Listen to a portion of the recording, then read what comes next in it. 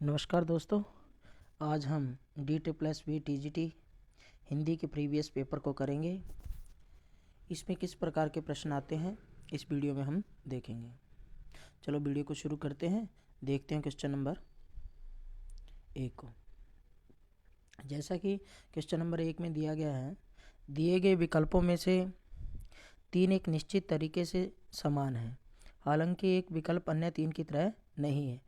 उस विकल्प का चयन करें जो अन्य से अलग है। इसमें 3 विकल्प एक जैसे हैं और एक विकल्प इन तीनों के समान नहीं है, तो हमें उस विकल्प का चयन करना है।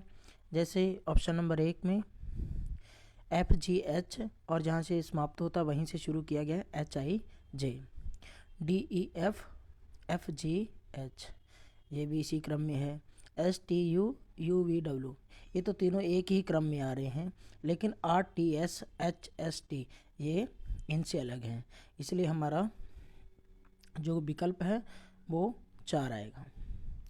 चलते हैं, इसका जो सही विकल्प है वो विकल्प नंबर 4।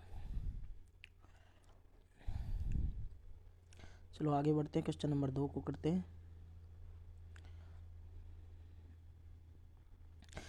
क्वेश्चन नंबर 2 में दी गई उत्तर आकृतियों में से उस आकृति का चयन करें जिसमें प्रश्न आकृति सन्निहित है। सन्निहित का अर्थ है समाहित है। आपने बताना ये प्रश्न आकृति है,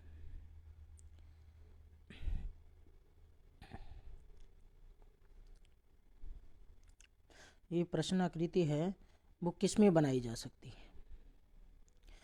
तो ऑप्शन नंबर 3 में इसी प्रश्न आकृति को ऑप्शन नंबर 3 में बनाया जा सकता है, यानी कि इसमें समाहित है।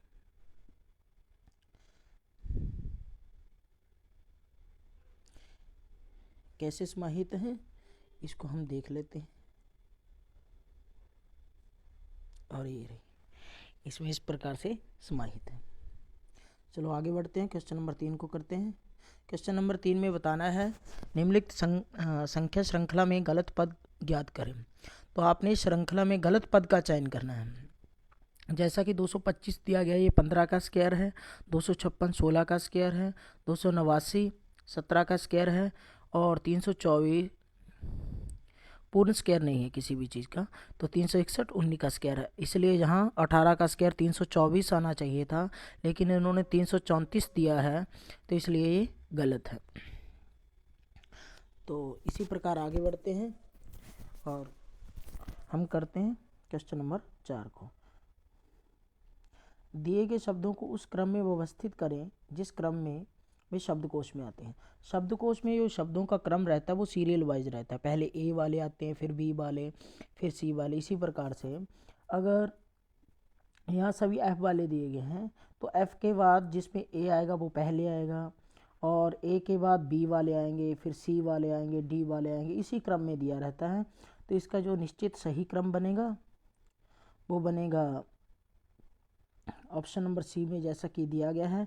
पहले स्थान पर पहला आएगा, और फिर उसके बाद दूसरा, फिर चौथा आएगा, और फिर उसके बाद तीसरा आएगा, और उसके बाद पांचवा आएगा। इसी प्रकार से कर सकते हैं। क्वेश्चन नंबर 5 को करेंगे। निम्नलिखित में से उन शिक्षकों का प्रतिनिधित्व निम्नलिखित में से कौन उन शिक्षकों का प्रतिनिधित्व करता है जो क्रिकेटर हैं लेकिन दार्शनिक नहीं है। आपने बताना है इसमें जो क्रिकेटर तो हैं लेकिन दार्शनिक नहीं है।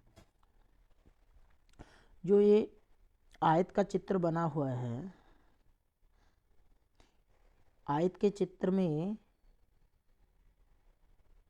सभी क्रिकेटर आते हैं।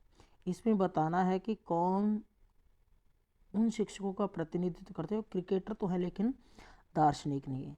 इसका मतलब ये त्रिभुज में नहीं आते लेकिन आयत में आते हैं, तो एल।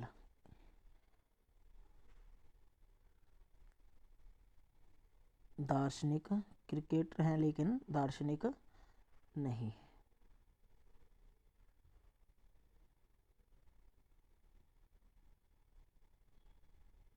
और शिक्षक आते हैं वृत्त में, इसलिए वृत्त में और आयत के अंदर आना चाहिए लेकिन त्रिभुज के अंदर नहीं आना चाहिए। वो संख्या कौन सी है? आर। इसलिए इसका सही ऑप्शन हो जाएगा आर। चलो आज हम इस वीडियो में इतना ही करते हैं, 5 क्वेश्चन आगे वाले वीडियो में इससे आगे करेंगे। धन्यवाद साथियों।